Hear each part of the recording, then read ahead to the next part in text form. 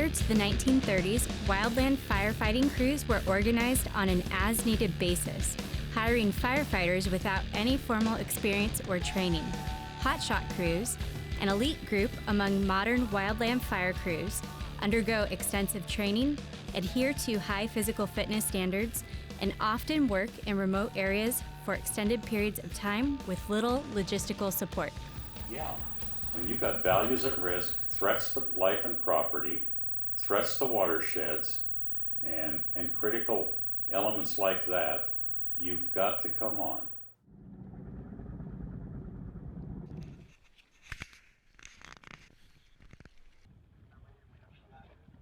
We stand on our line, not on our words. So basically, our job is to cut line so that the fire can't burn anything else up. We do a 10-foot saw cut to eliminate the fuels, 10 feet, and then we put in a 2-foot scrape. Anchor, flank, and pinch is what we do to suppress a fire for us. And you find a spot that it's not going to burn behind you or get behind you, and you start your line and you go around the fire. So more or less, we're just trying to cut the fire off and hopefully get a line around it and then hold that line. So that's how we suppress our fire.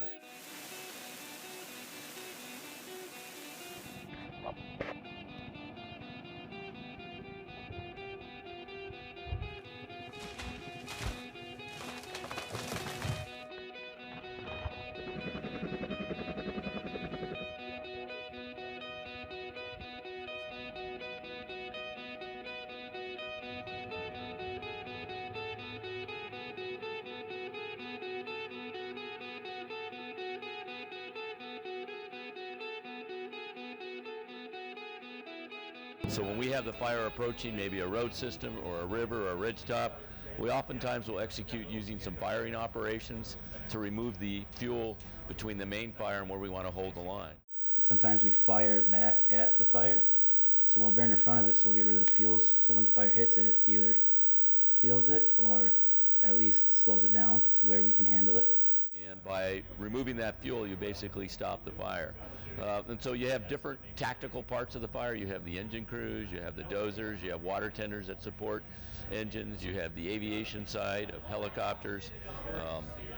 But the hotshots are really those folks that we put in some of the most difficult terrain, and we put them into designating some of the more difficult tactical approaches.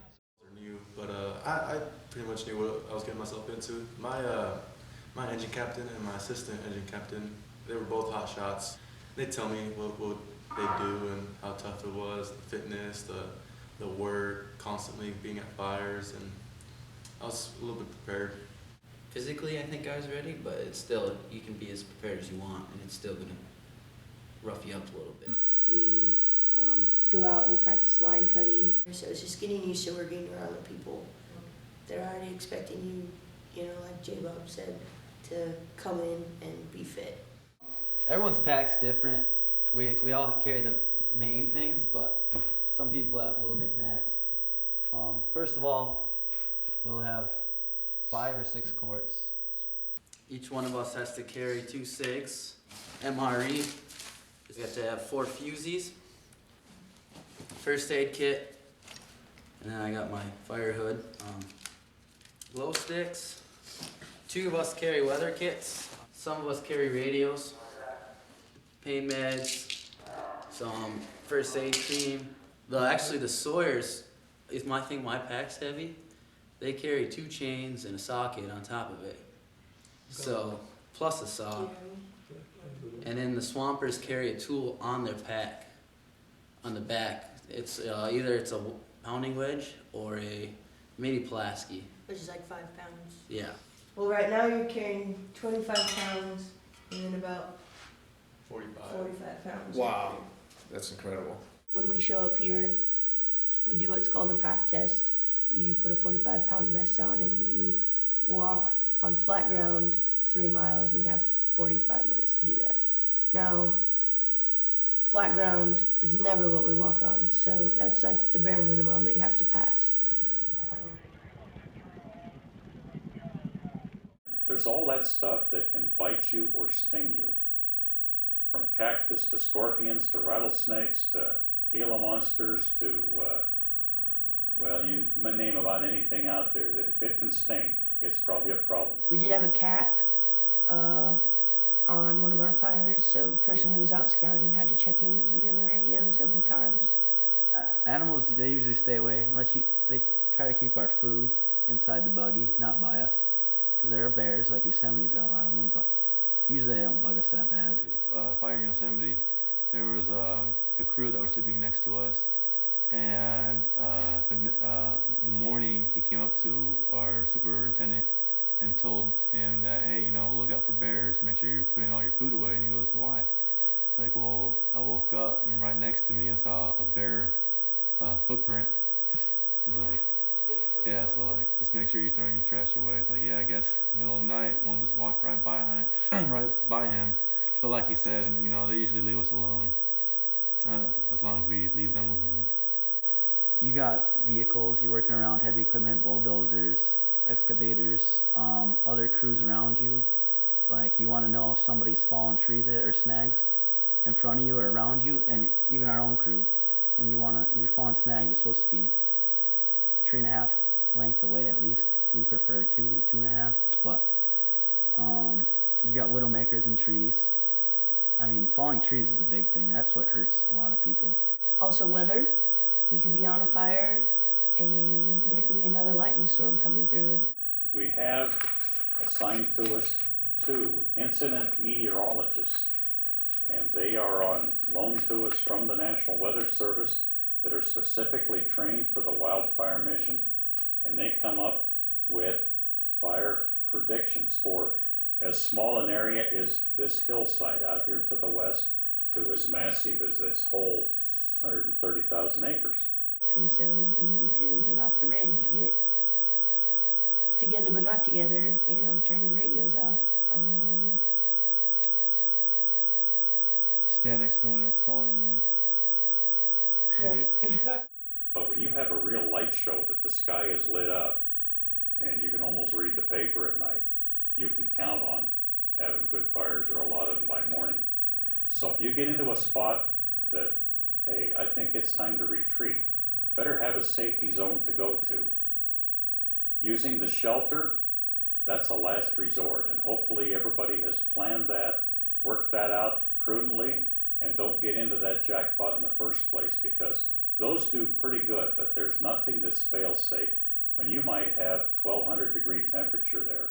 On June 30th, 2013, the majority of the Granite Mountain HotShots perished in a fire near Yarnell, Arizona. Of the 20 members, 19 were killed when their escape route was cut off by a rapidly approaching fire. All 19 of the members who perished had deployed their fire shelters. Makes you think twice about what you do. Like, one day you're fine, the next you could be your last. It was an accident and it was so unfortunate and it was a tragedy. It made me kind of stick to my basics, look up, look down, look all around, LCES, really trust who you work for, and that's why I keep coming back to the crews, because I really trust who I work for. It started in high school. I didn't want to go to college, but my parents told me to go to college, and a recruit came in actually and did his little spiel, had his PowerPoint, and they had firefighting, his structured firefighting. I was like, well, that looks like fun to go to school for. And then went to school for that, had a wildland class, saw HotShots, and I was like, I want to do that. It's outside, go hiking, get paid. I grew up playing soccer, went to college to play soccer, and then after that, I was told that I needed to get a real job. So I found the Conservation Corps in Montana, which is trails, and then at the end of that, they sent us to the Colorado Fire Academy. And so I got my certs and decided that I'd give it a shot, and I'll never turn back. I like to have fun. If you're not enjoying the work, while you're working, like, what does Johnny say? If you don't have fun, Yeah, you shouldn't be doing it.